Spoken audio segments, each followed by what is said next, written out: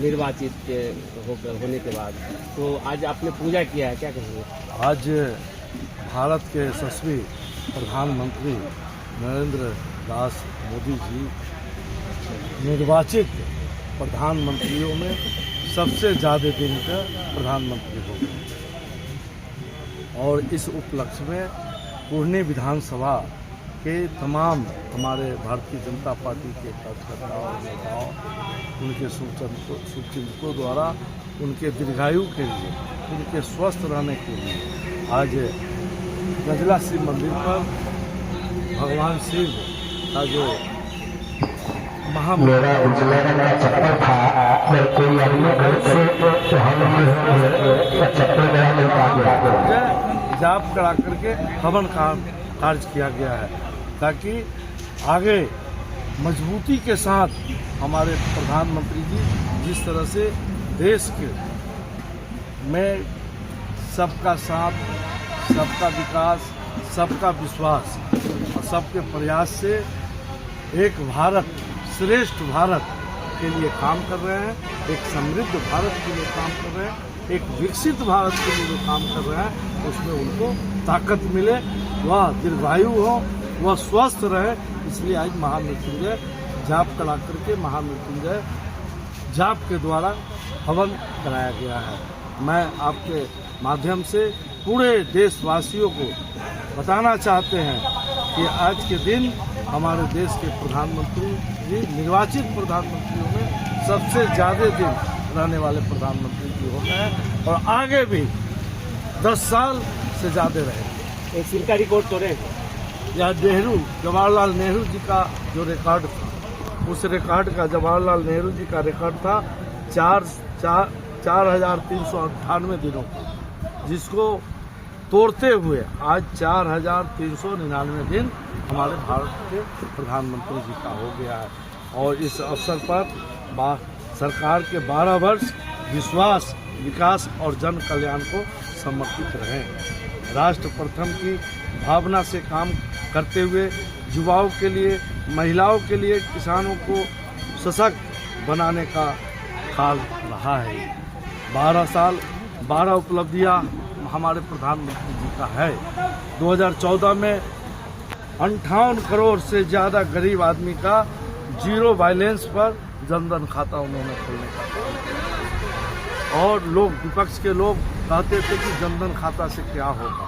उसका परिणाम यह हुआ कि 2015 में 51 लाख करोड़ रुपया डायरेक्ट बेनिफिट ट्रांसफर कर जनधन खाता द्वारा सरकार द्वारा दिए गए लाभार्थियों को बिना बिचौलियों के लाभ पहुंचाया जा रहा है। ऐसा ही नहीं, 2016 में उज्ज्वला योजना से 11 करोड़ गरीबों को LPG गैस कनेक्शन दिया गया और इसी साल उड़ी हमले के बाद POK में सर्जिकल स्ट्राइक चलाकर के दुश्मन देश को मुंहतोड़ जवाब भी दिया गया।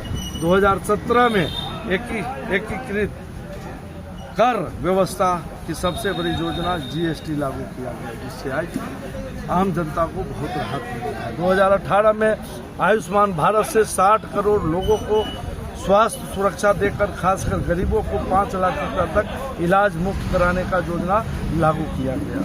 2019 में जम्मू कश्मीर से धारा 370 खत्म कर एक देश, 2 प्रधान, 2 निशान, 2 विधान को खत्म किया गया। इससे अखंड भारत को शक्ति मजबूती से मिला, शक्ति मिला।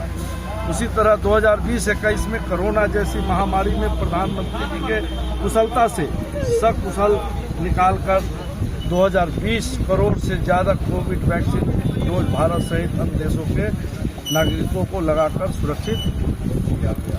उसी तरह 2022 में हर घर जल मिशन में 16 करोड़ घरों तक स्वच्छ जल पहुंचाया गया। 2023 में हमारे प्रधानमंत्री जी द्वारा एक से एक जन कल्याणकारी योजना का काम किया गया।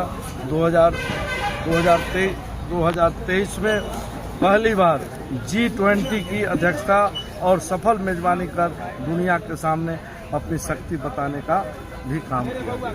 2024 में आराध्य भगवान श्री राम जो 500 वर्षों से तंबू में थे, उनको भव्य और दिव्य राम मंदिर बनाकर उनका प्रतिमा लगाकर प्राण प्रतिष्ठा करा करके आस्था को स्थापित करने का काम किया गया है। और इसीलिए 2025 में भी जापान को पछाड़कर चौथी सबसे बड़ी अर्थव्यवस्था भारत बना है। पहलगांव हमले के बाद पाकिस्तान में घुसकर ऑपरेशन सिंदूर चलाकर आतंकवादियों को खत्म करने का काम भी हमारे प्रधानमंत्री जी के नेतृत्व में हुआ है। इसलिए आज भारत पूरे दुनिया में डंका बजा रहा है। एक भारत श्रेष्ठ भारत। हम सभी लोग माननीय प्रधानमंत्री जी को के स्वस्थ रहने के लिए, दीर्घायु रहने के लिए बार बार पूजा करते हैं। और आज पूजा करके हम लोग उनको यह संदेश देना चाहते हैं कि प्रधानमंत्री जी आप आगे बढ़ें, देश को आगे ले जाने की जो आपकी इच्छा है, आप जो संकल्प लिया है विकसित भारत का, वो संकल्प पूरा करें। बहुत नरेंद्र मोदी जिंदाबाद।